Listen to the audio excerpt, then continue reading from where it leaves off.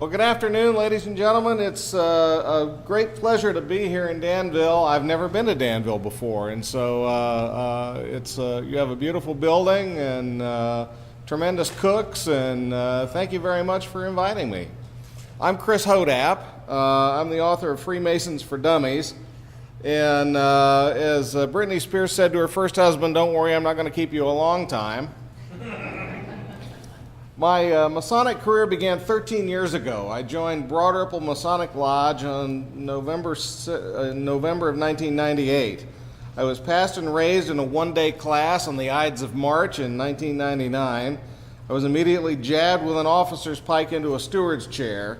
I became senior warden in December of 2000, elected worshipful master in December of 2001, just 2 years after joining. I don't recommend it. And then 2 years after that, I sat as Master of Lodge Vitruvian, number 767, for 2 years in a row. So in my first 6 years, I spent 50% of my time as Master of a Lodge. In these short 13 years, I've visited lodges in almost every state, plus several foreign countries. I'm truly the luckiest guy in all of Freemasonry, and it's given me a chance to see a lot outside of the borders of my own state of Indiana. I got to write all my books because of the threat of Dan Brown. 8 years ago, Dan Brown said the sequel to the Da Vinci Code would be about Masons in Washington, D.C. Then he kept the publishing world on pins and needles waiting for it. So for 6 years, we got stacks of books about Freemasonry from mainstream publishers, TV shows, National Treasure, comic books, and more, all hoping to cash in on Brown's anticipated sequel, The Lost Symbol. It was released on September 15, 2009. Brown's The Lost Symbol is a 509-page love letter to the fraternity of Freemasonry. Every Mason needs to read it because it may very well be where the majority of our new members come over the next 10 years, where they first learned about us. Up until a few years ago, most Americans had no opinion about us whatsoever. Our job wasn't just attracting new men, it was about teaching society about who we were. Because of almost 3 generations of men who never joined the fraternity, we fell off society's radar screen. Well, not anymore. The Lost Symbol sold 1 million copies on its very first day of sales. That's likely to about 990,000 who really didn't know who or what the Freemasons were, who were reached on the very first day of sales. It sold 2 million in its first week. The initial English language version print run was 6.5 million copies, with 5 million in the US alone, followed by another 4 million paperbacks. When it was released in paperback in England, it set a record for the most copies of a novel ever sold in a week. Not bad for a dumb novel that gives a pretty truthful explanation about Freemasonry, particularly in that country which is very culturally suspicious of Freemasonry. Now, the great news is this book doesn't present Masons as a bunch of treacherous, bald-headed, cat-stroking super geniuses, but is almost reverential in its treatment of the fraternity. The very real Washington, D.C. headquarters of the Scottish Rite Southern Jurisdiction, the House of the Temple, is the setting for important sequences in the thriller. In fact, our Scottish Rite brethren in the Southern Jurisdiction get to be the stars of the show. The double-headed eagle is on the cover of the book. Even the release date of 9/15/09 adds up to the number 33. That was intentional. Do we have any Knights Templars in the room? Well, and if you know anything about the Lost Symbol, you know that Brown had to interject the coolest parts of the Knight Templar degree in order to make the Scottish Rite seem more interesting. You've heard of a sonic boom. Well, I think we're poised for a Masonic boom. Dan Brown, on the thread of his book, almost single-handedly created new interest in the fraternity. More than 70 mainstream books from publishers have come out in the last 7 years, with dozens more coming.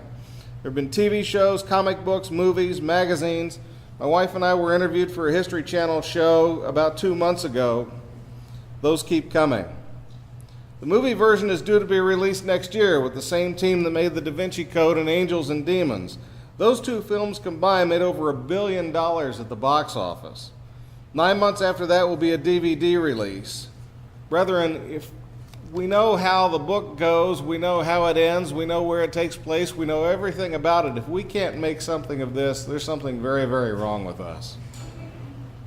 Now, some will say, who cares? It's only a novel. Well, here's why the potential influence of this book needs to interest us. In May of 2006, a Catholic group calling itself the Da Vinci Code Response Group sponsored a survey of 1,000 adults in the United Kingdom. The Da Vinci Code at that time had been read by 22% of all the adults in England. A massive 60% of the adults polled believed that there was truth to the claim that Jesus had married Mary Magdalene and had a child after reading Brown's book, compared with just 30% of those who hadn't read it. That's the power of a dumb novel. In the first 3 days after the lost symbol was released, the Grand Lodge of Missouri received 25 phone calls looking for information on how to join a lodge. In 2009, just 67 people contacted the Colorado Freemasons through their website seeking information on joining the fraternity.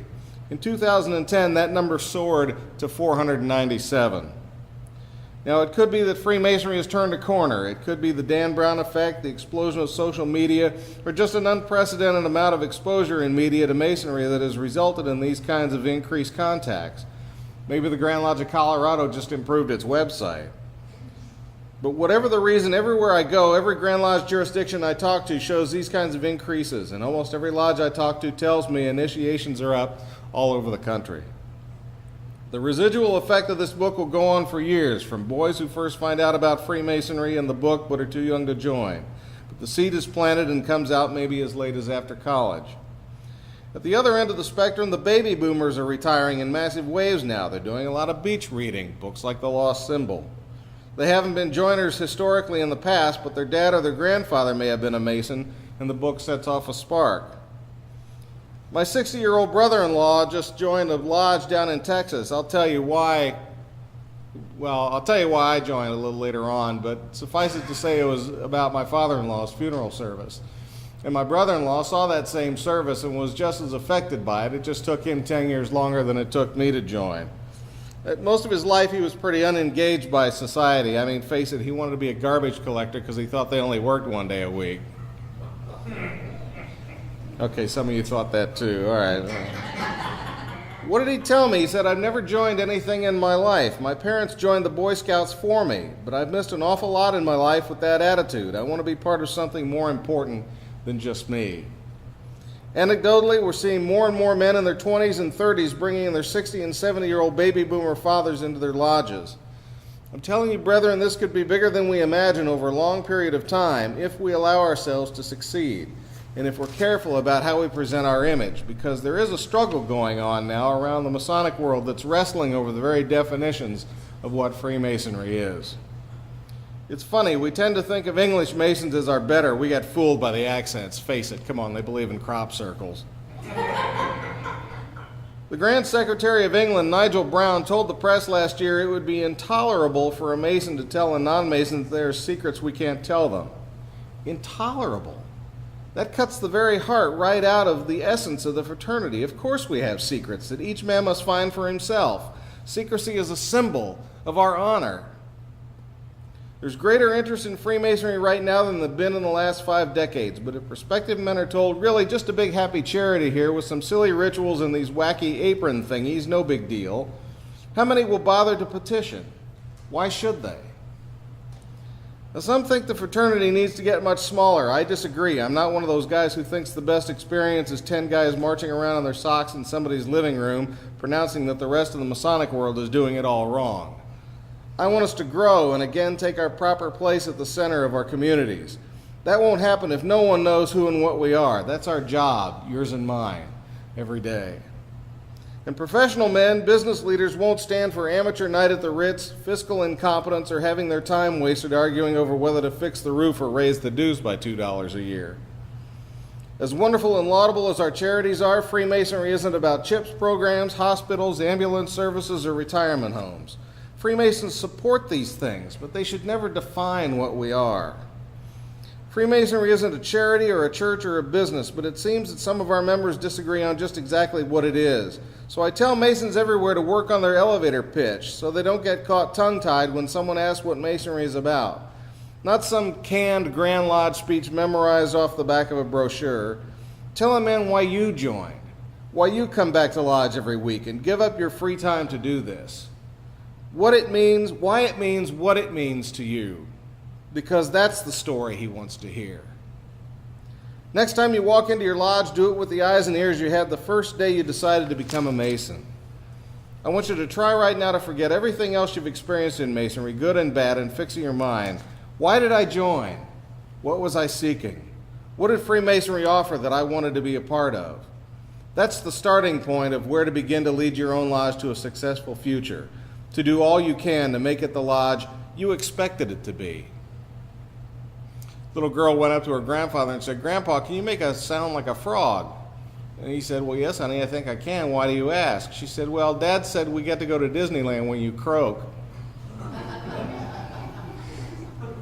Anybody who says this fraternity needs to change hasn't been looking around. We've all heard the joke, this fraternity won't change until we have a few more Masonic funerals. Well, I don't make that joke because they may be talking about me, so. Part of it is cultural, part is technological, and part is generational. But the Freemasonry we're living through today is definitely not our grandfather's fraternity. The executive secretary of the Masonic Service Association was on an NPR show last year. He was asked about Masonic references to popular music and music videos by Lady Gaga, Rihanna, and Jay-Z. He said he didn't know anything about Lady Gaga or Jay-Z. We better learn, because for an increasing wave of new men, we no longer control what our image is, the culture does. There's a Prince Hall Lodge here in Illinois, Olive Branch number 94 in Chicago. It's got a website that was sent to me by a brother who was absolutely aghast over what he saw on the website. It had a video that showed animation of Masonic symbolism accompanied by a rap song about the lodge. Whether Olive Branch's music or their video appeals to your taste or not, every lodge has its own personality. Olive Branch knows who their target audience is, and that new members come from the friends and families of their existing members.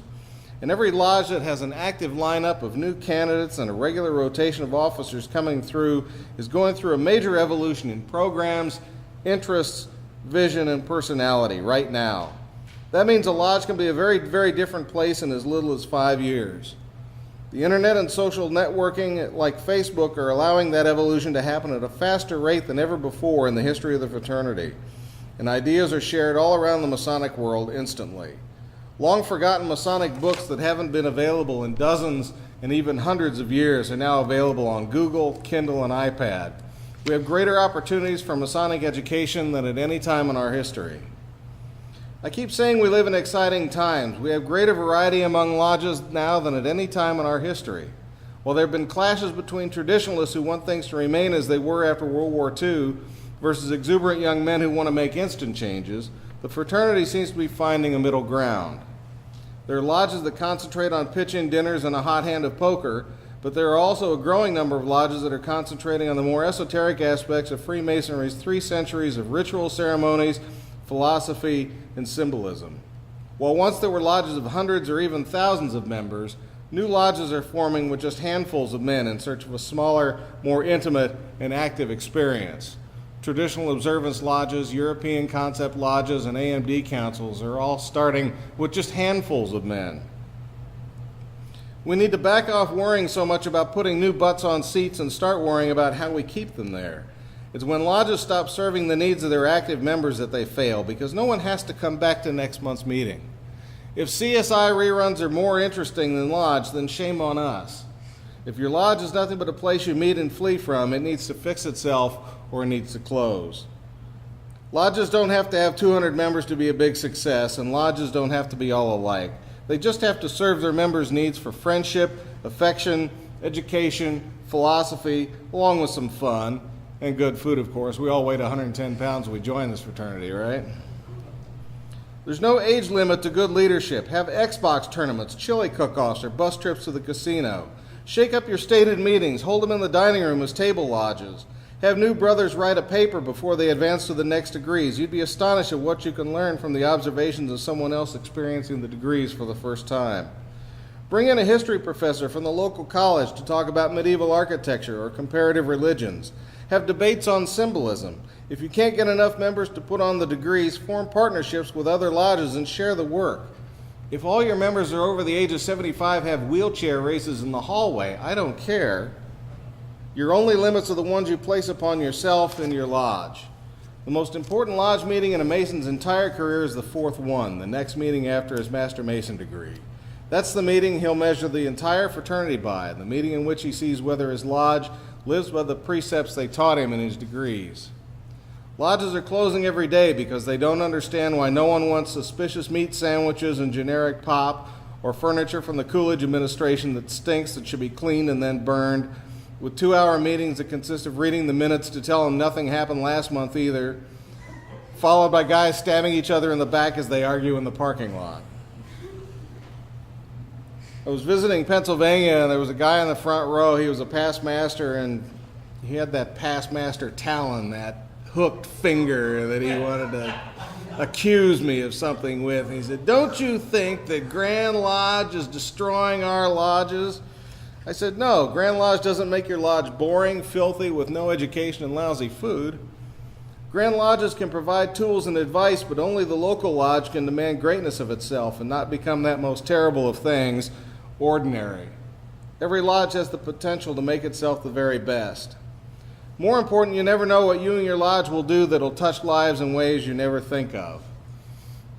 I said I'd tell you why I joined. My father-in-law was a 50-year Mason, and he lived most of his life in Indianapolis, but he decided to retire for whatever reason in Dallas, Texas. So he and his wife moved down there, and they lived there for the last 15 years of their lives.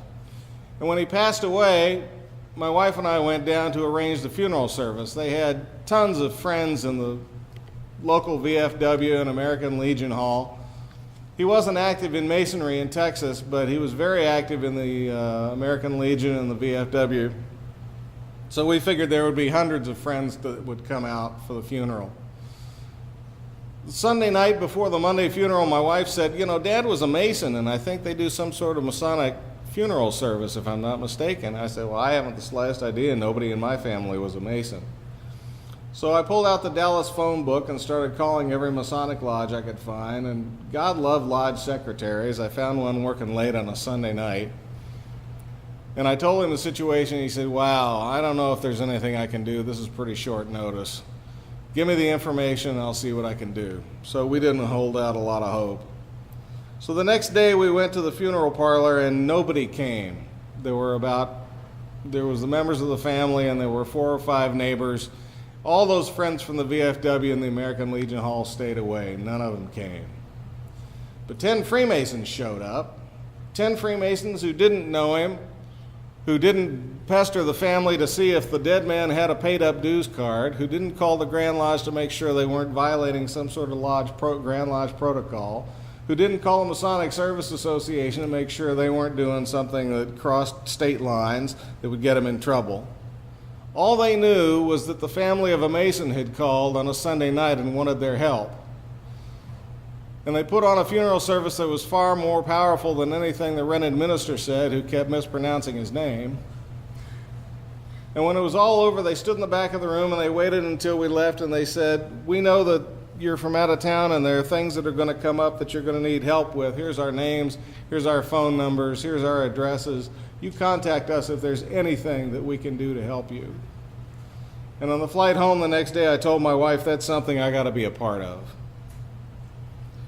Brethren, Freemasonry isn't about ritual, because face it, who would voluntarily join a memorization club? And it sure isn't about the trappings of lodge mechanics and politics, because I've never yet met a Mason who joined because he wanted to be a lodge officer. It's not about the things we do or the minutiae of how we do it. It's about what we are. It's about connecting one to one, brother to brother. Now, my wife says I talk in my sleep, and everybody knows a guest speaker is somebody who talks in everybody else's sleep, so I'll wrap this up. Masonry is not ordinary, and I can tell you stories from around the world to prove it. The Grand Lodge of New York operates several lodges in Lebanon and Syria. They have to do it in secret because Freemasonry is essentially outlawed in those countries. Men are risking their very lives to put on a Masonic apron in those countries. And yet I got an email from a master of a lodge in Damascus, Syria, who wanted 10 copies of this dumb book, Freemasons for Dummies, to give to his officers. Men who are literally risking their freedom. And he wanted 10 copies of this dumb book. In England, up until last year, if you were a member of the judiciary, if you were a police officer, if you were a judge, you had to declare that you were a Freemason, not a member of a stamp collecting club or even the IRA. Only Freemasons were singled out for that kind of treatment. In the Ukraine a few years ago, they almost passed a law that if it was discovered you were a Freemason and a member of the government, it would mean an 18-year jail sentence. During the Holocaust, more than 80,000 Masons were killed in the Nazi death camps. Masons fight every day around the world for the privilege of putting on a Masonic apron. Brethren, the leaders of tomorrow are in this room. Don't ever make the mistake of thinking that you as an individual Mason can't influence Freemasonry, that the work of just one Mason can't make a difference, even a dummy. I'm here to tell you one Mason can. Each and every one of you has the potential to shape the Freemasonry of tomorrow. It's truly an exciting time to be a Freemason. We've been given a whole new chance that Grand Masters laid awake nights dreaming of. And we have so much to offer, something legendary, something mythical, something extraordinary. The Freemasonry that has inspired millions of men the world over. The Freemasonry that inspired you to join. That same Freemasonry is about to be introduced to a massive new wave of men. With one book, Dan Brown has done more than any membership committee or Grand Lodge PR department ever could. The lost symbol has the potential to affect this fraternity more than any development in the last 60 years. Yes, Dan Brown has made us seem more mystical, maybe more interesting than your lodge really is. If you didn't have the motivation before, now's your chance to make it the very best it can be. When we have vision, when we believe this fraternity can truly build temples in the hearts of men, when we believe in the power to change society and the world around us by making better men one Mason at a time, Freemasons can and do and will accomplish great things. Freemasons have been making and shaping history for more than 300 years. I believe we're poised to make history all over again. Thank you.